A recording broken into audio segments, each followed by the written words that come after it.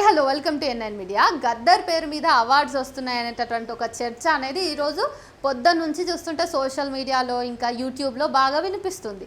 అయితే ఈ చర్చ అంతా మనం ఒకసారి అర్థం చేసుకోవాలన్నా దీని గురించి ఫస్ట్ మనం బేసిక్గా మాట్లాడాల్సిన పాయింట్స్ ఏమున్నాయి చూసుకోవాలన్నా ఈ విషయాలు మాత్రం ఖచ్చితంగా మనం గుర్తుపెట్టుకోవాల్సి ఉంటుంది. తెలుగు సినిమాలకు గద్దర్ పేరు మీద అవార్డు ఇవ్వడం అనేది గద్దర్ని అవమానించడం అనేది గుర్తుపెట్టుకోవాలి. ఫస్ట్ గతంలో ఉన్న నంది అవార్డునే 2 సార్లు ఆయన తిరస్కరించిండు గద్దర్. పాదం మీద పుట్టుమచ్చిన చెల్లెమ్మ పాటకు ఇంకా పొడుస్తున్న పొద్దు మీద పాటకు అవార్డు వస్తే నా ఆదర్శాలకు ఇది వ్యతిరేకం అని ఆయన తీసుకోలేదు అవార్డును.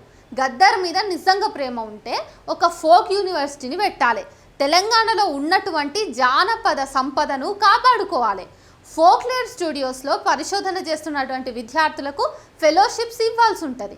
గద్దర్ ఫెలోషిప్ పేరు మీద ప్రతి ఏటా 5 నుండి 10 మంది దళిత విద్యార్థులకు అంతర్జాతీయ యూనివర్సిటీలకు ఫుల్ బ్రైట్ స్కాలర్షిప్ ఇచ్చి పంపించాలి. జయతీర్ తిరుమల రావు చేస్తున్నటువంటి ఆదిధ్వని లాంటివి గద్దర్ అనే వాగ్గేయ చట్రంలో ఇముడుతాయి, కానీ ఈ సినిమాలు అనేవి కావు. తెలుగు సినిమా ఏనాడు కూడా గద్దర్ పాటించిన నమ్మిన ప్రజా ప్రయోజనాలకు అనుగుణంగా సినిమాలు చేయలేదు.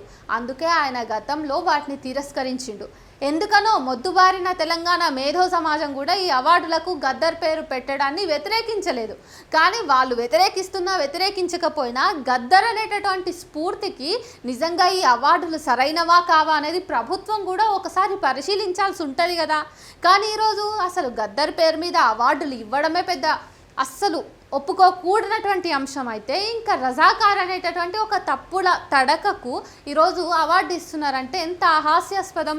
ఈ పాలక వర్గం ఎట్లా ఆలోచిస్తుంది అన్నది మనం అర్థం చేసుకోవడానికి చిన్న మచ్చుతున్న కానీ మాత్రమే చెప్పొచ్చు.